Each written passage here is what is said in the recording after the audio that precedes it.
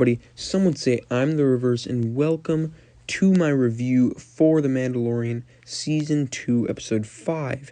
And obviously we're not going to get to the title just yet, because this is our spoiler review part of the episode. All of you guys that have seen the episode obviously know what happens, and we'll get to that, but this episode was incredible. Definitely in my top 3, probably top 3 of the entire show.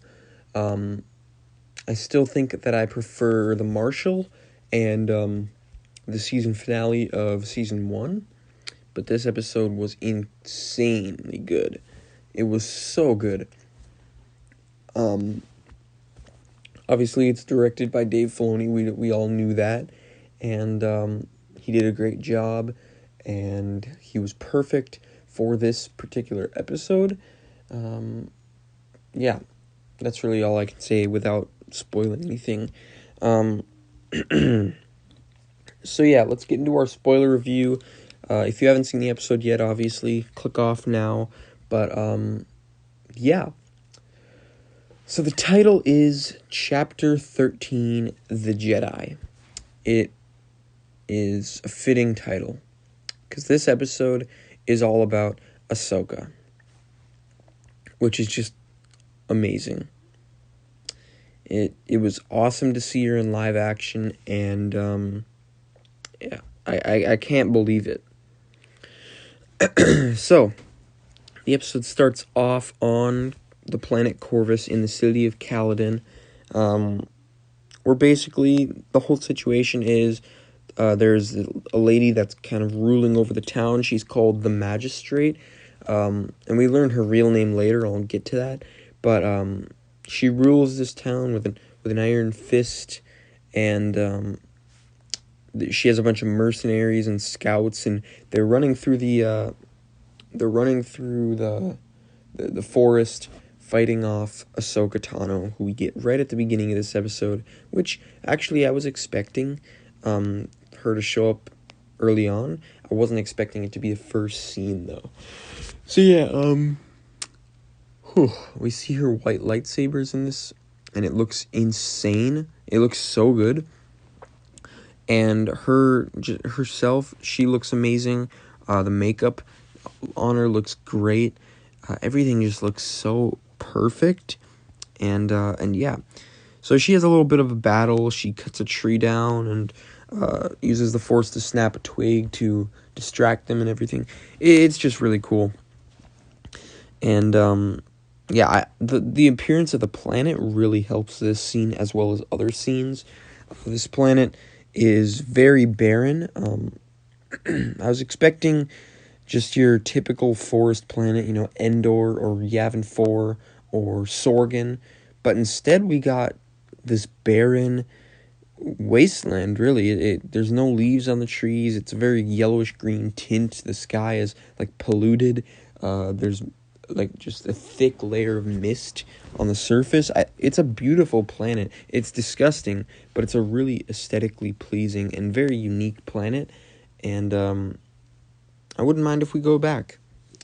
So yeah, it really helped the scene, the mist and everything. She kind of ducked into the mist, and you could see her lightsabers. It was just an awesome scene.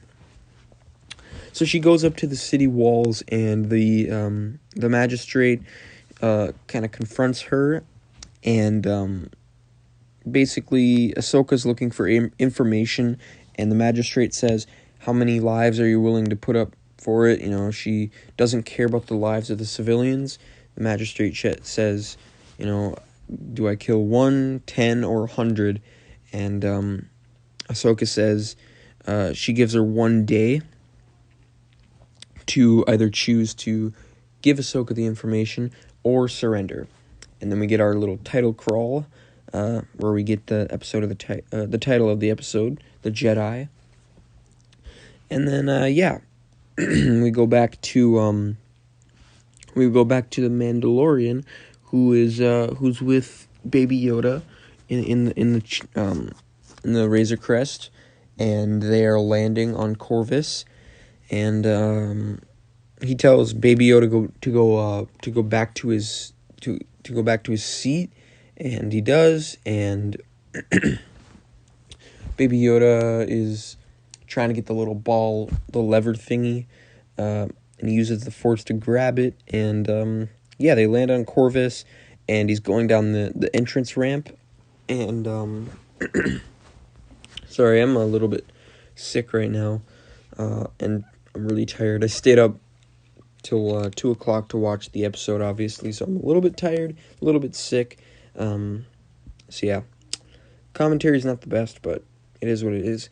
So yeah, basically, Baby Yoda's walking down the entrance ramp, and he has the ball thing from the lever, and Mando says, "I told you to stop taking that," and he takes it, he puts it in his pocket or whatever, and they go to planet Corvus, and he goes in there, asks around for Ahsoka, and all the citizens kind of like cower away from him. He's not supposed to talk to anybody, and the magistrate asks for him, and yeah, basically he's escorted to the magistrate, and she gives him a job. She wants him to kill Ahsoka, and his reward is a full Beskar spear, which is really cool. Obviously Beskar is a Mandalorian metal. It's very sacred. It makes sense why he would want to kill Ahsoka to get it. But he goes out to the woods. He doesn't kill her. She attacks him, and we get to see the full power of the Beskar as she uses her lightsabers, and he deflects it with the Beskar. We knew Beskar was lightsaber resistant, but I thought it was really cool to see in live action. And we get some really cool moments with him shooting the flamethrower, and she flips out of the way. He uses his little grappling rope thingy to tie her up, and she jumps over a ramp. She jumps over a branch and hangs him up, and it's just a really cool fight scene. And yeah, and he eventually says, "Ahsoka Tano, Bo-Katan sent me. I'm not here to fight you. I just want to talk." And she says, "Hopefully we're talking about that thing," referring to the child. And yeah. So basically cuts to the night, and Ahsoka and the child are kind of just looking into each other's eyes. Turns out they're communicating through the Force, which I thought was really cool. And we get to learn all about the child, and his name is Grogu, which is very Star Warsy. I don't know. I didn't really expect to learn his name, but it is cool that he's finally getting a name, so we can stop calling him the child or Baby Yoda.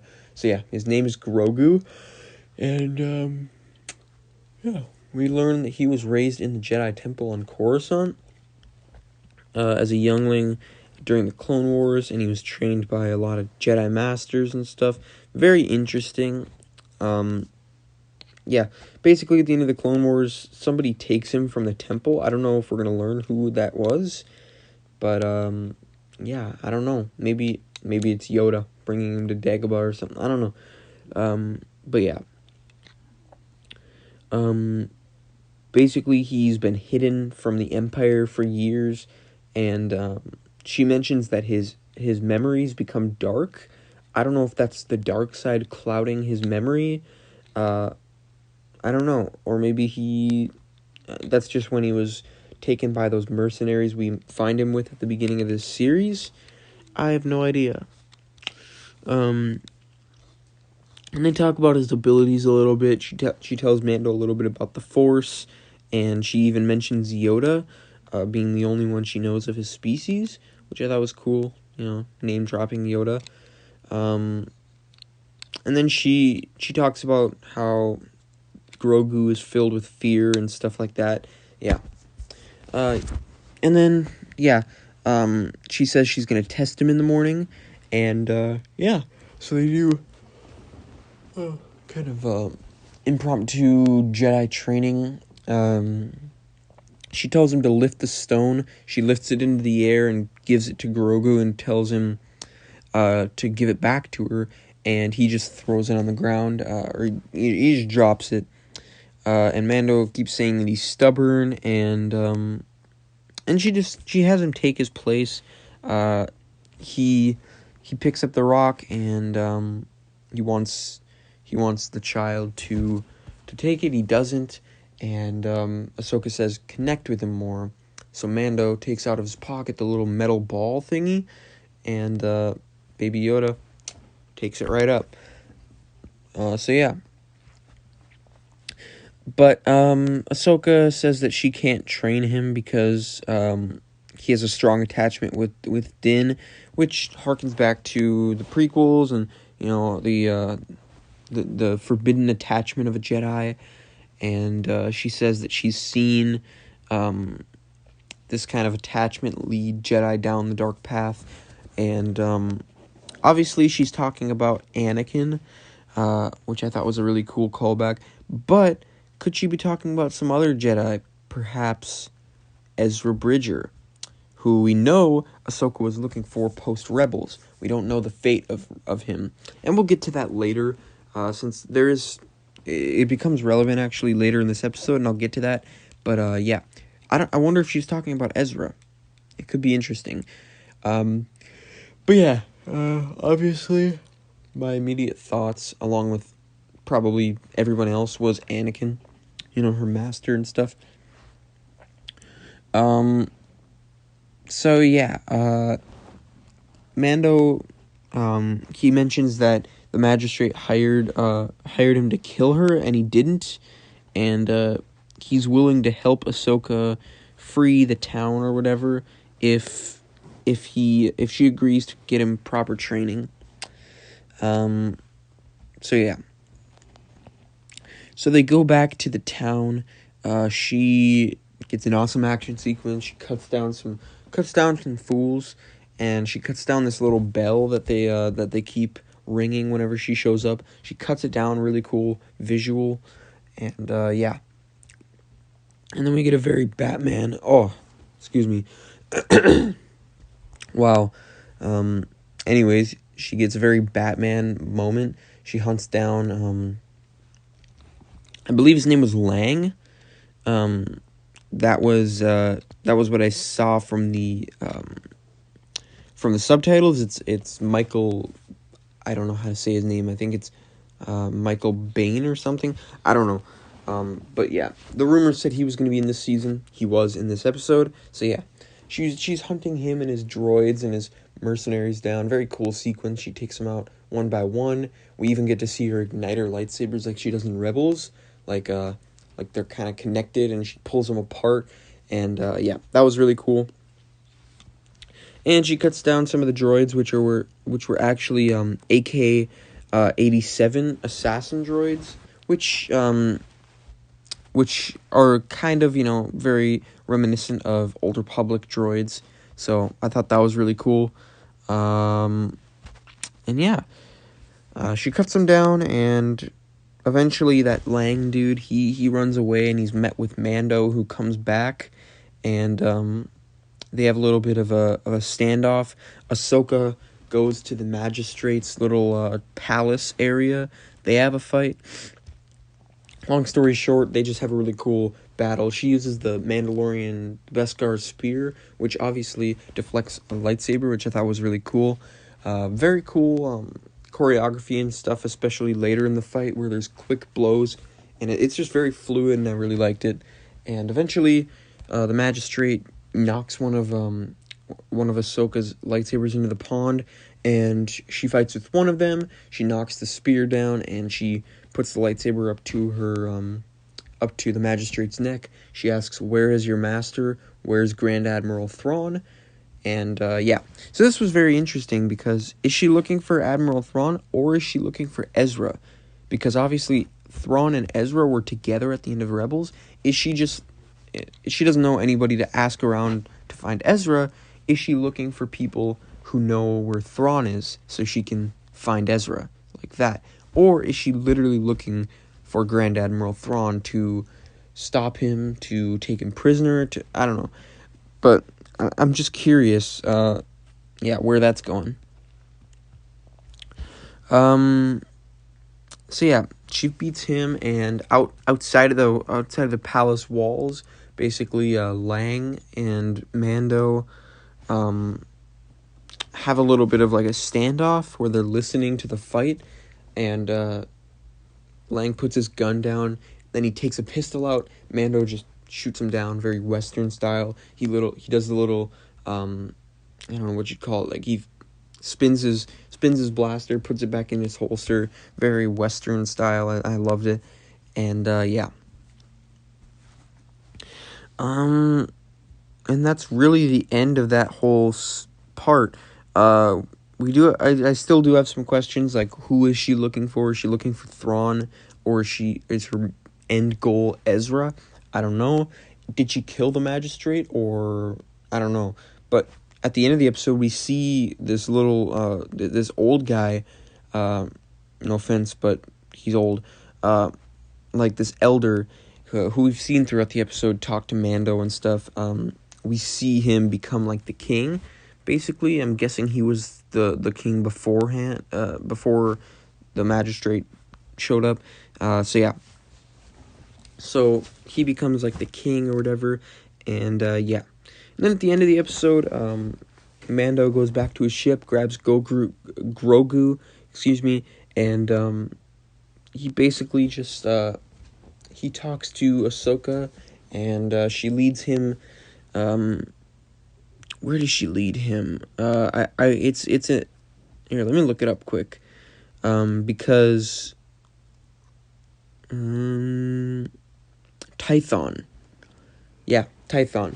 It sounded familiar to me, and I couldn't really place it. I couldn't remember if it was from Rebels or something. I definitely remembered the name Tython, and I just remembered, I looked it up, and in Legends, it has a Jedi temple and everything, and yeah, basically it was heavily in the Old Republic and stuff, in the Old Republic era. But in canon, it's only really been mentioned in the Dr. Aphra novels. I believe in like only one of them, and it apparently, I looked in the appearances on like Wikipedia or whatever, and it's apparently like getting mentioned in the High Republic 1, the first issue of the High Republic. So yeah, I don't know. But we're going to be able to see it in live action, probably. Basically, Ahsoka showed him to that, to Tython, where an ancient Jedi temple is. Apparently, it's like, it's theorized to be the first Jedi temple. So, yeah. She tells him to place the child at the Seeing Stone at the top of the mountain. And then that'll find his path. I don't know what this, I don't know what's going to happen here once he gets to the temple, puts him on the stone or whatever. My first guess was, like, Baby Yoda reaching into the Force and maybe, like, talking to Obi-Wan, Yoda, Anakin as Force ghosts. I don't know why that was my first thought, but I think that'd just be so cool.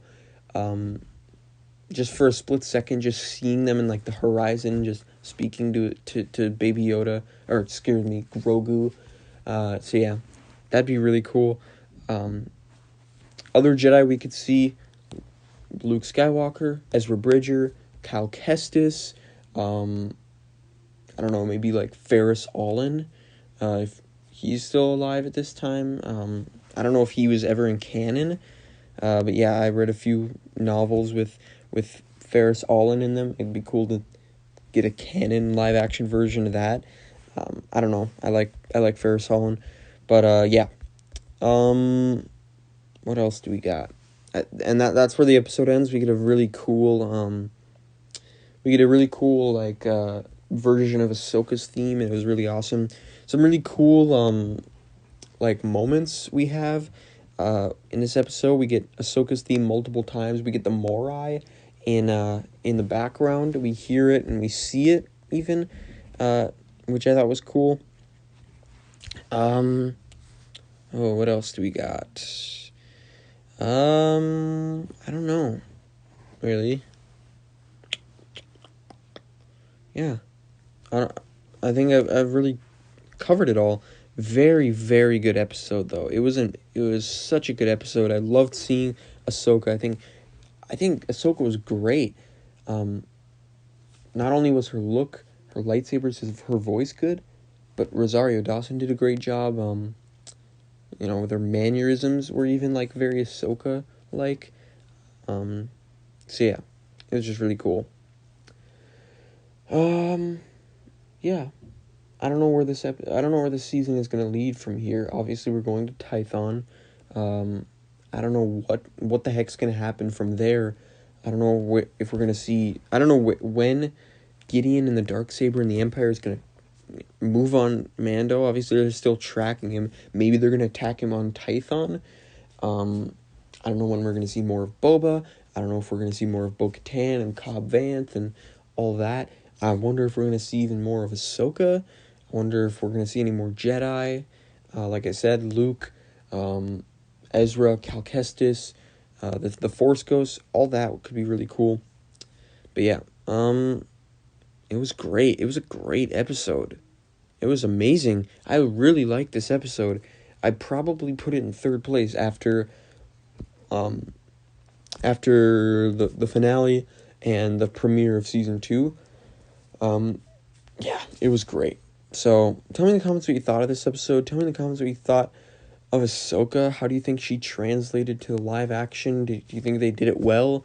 Do you think they did it poor? I don't really think anybody would think they did a poor job. I thought it was an awesome rendition of Ahsoka, and I'd love to see more. Maybe they're gonna get maybe she's gonna get her own spin-off show where she's gonna be tracking Thrawn and Ezra, and I don't know, but yeah, I'm really excited for the future of this season. I think this episode was incredible, and I still can't believe we just saw Ahsoka in live action. That's so cool. So yeah, tell me in the comments what you thought about the episode. Don't forget to like, comment, share, and subscribe. See ya.